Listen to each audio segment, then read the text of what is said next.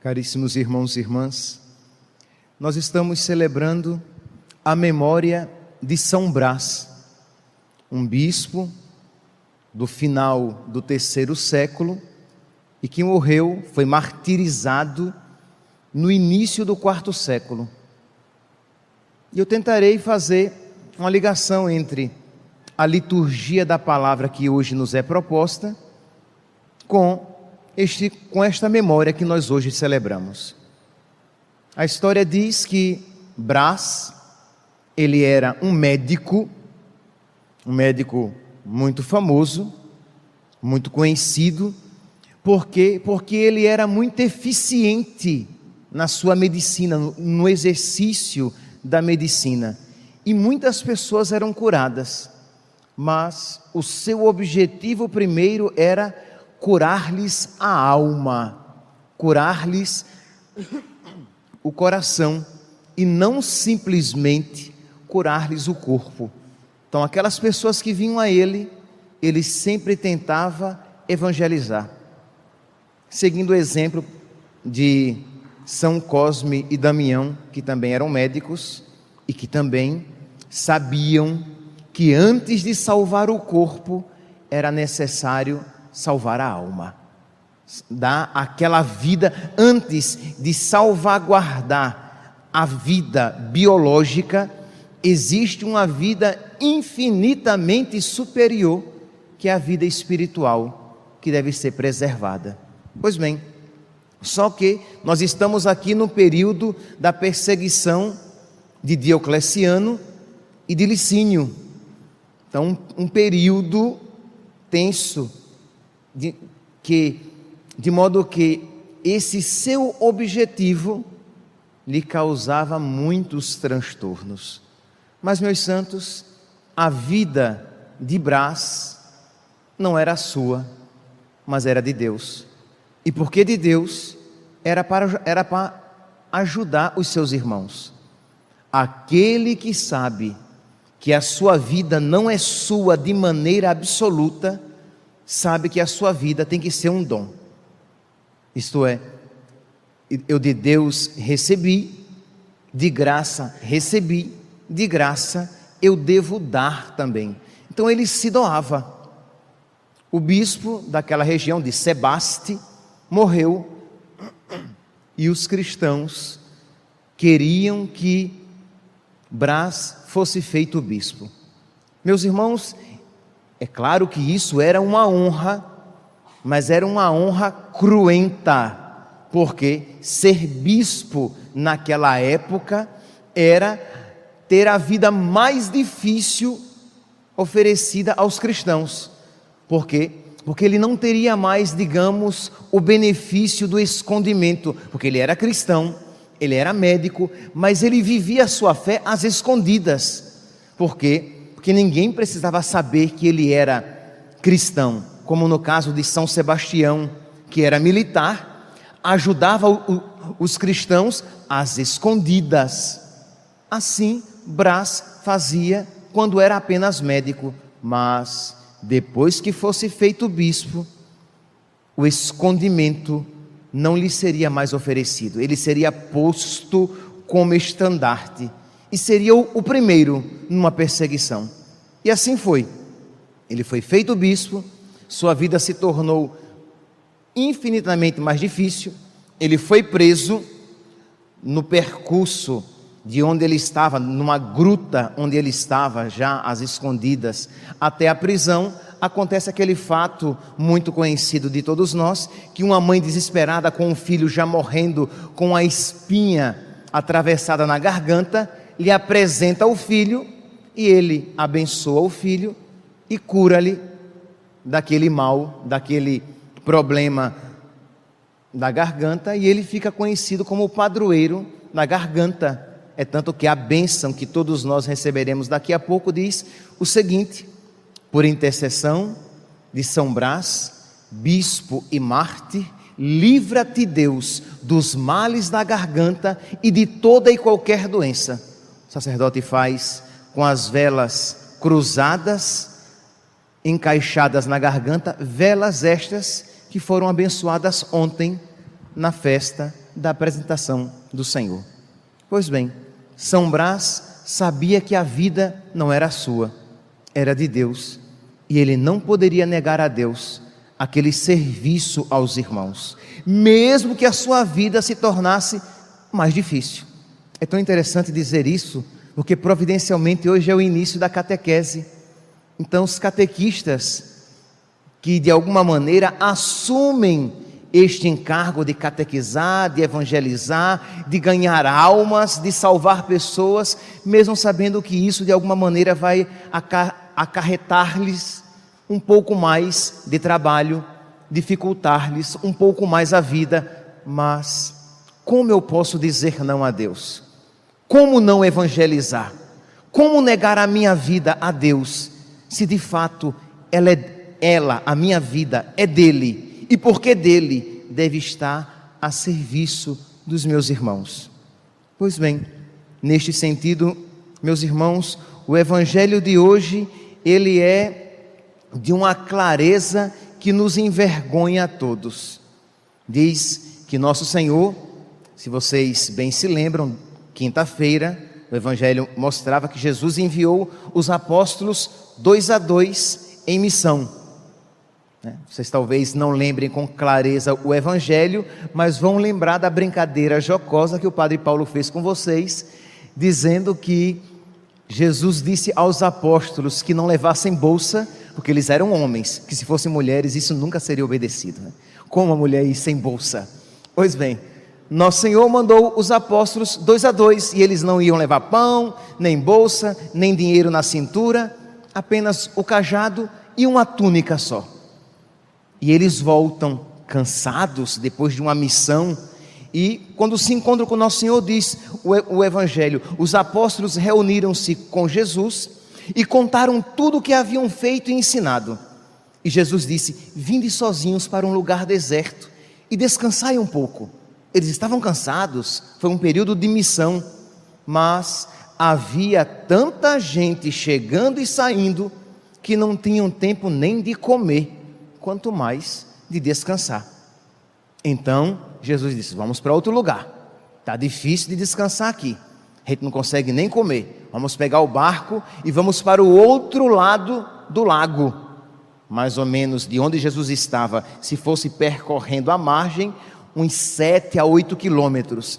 Jesus vai e atravessa o lago e diz que muitos os viram partir, e saindo de todas as cidades, correram a pé pela margem e chegaram lá antes deles. E quando Jesus chega, tinha lá aquela multidão. E o que é que Jesus faz? Se fosse eu, Deus me livre disso fazer, mas provavelmente ficaria irritado. Gente, se toca, eu vim para cá para descansar, eu não vim para cá para trabalhar com vocês. E se isso não dissesse, dentro do meu coração já estaria... que como é? Eles não sabem que eles vieram de missão, que eles não conseguiram nem comer.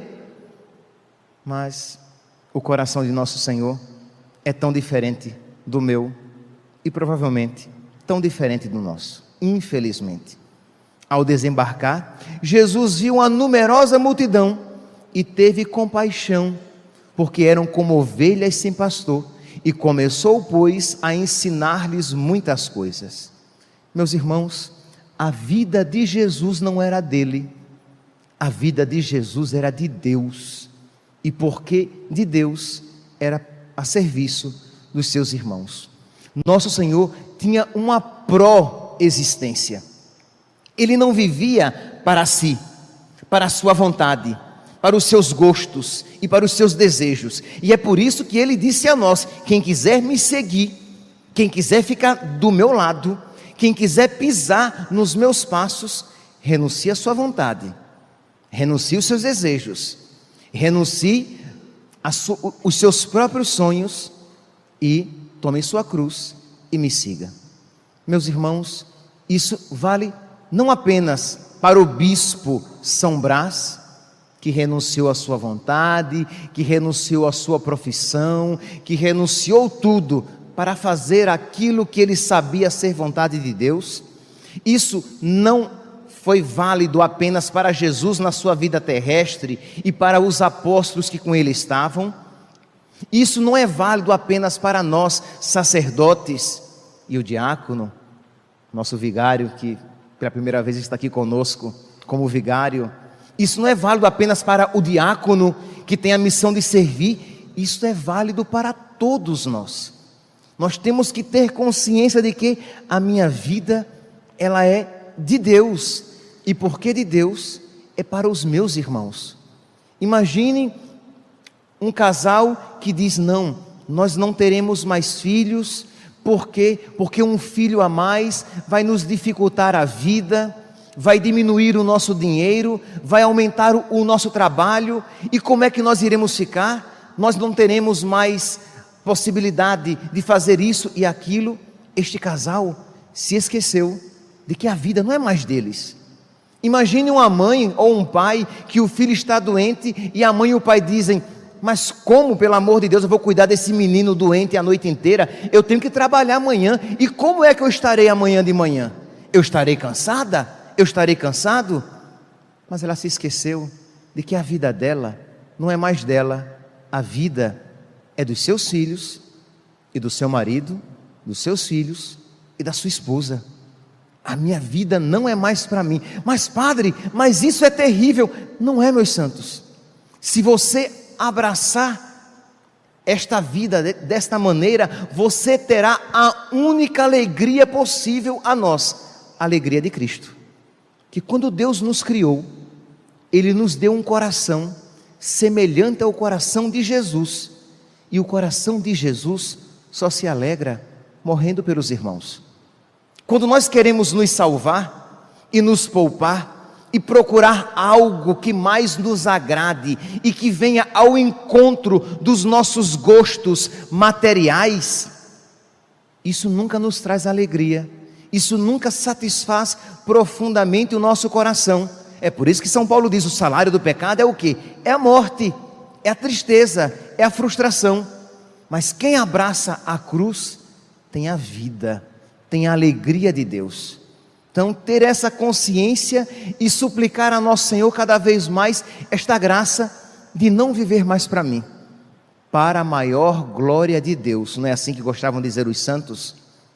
Para a maior glória de Deus. Eu tenho que viver de tal maneira que seja para a maior glória de Deus, e não tenhamos dúvidas que para a maior glória de Deus implicará necessariamente ajudar os irmãos segundo o seu estado de vida. O sacerdote como sacerdote, o casado como casado, o solteiro como solteiro. Cada um procurando fazer as suas escolhas para a maior glória de Deus.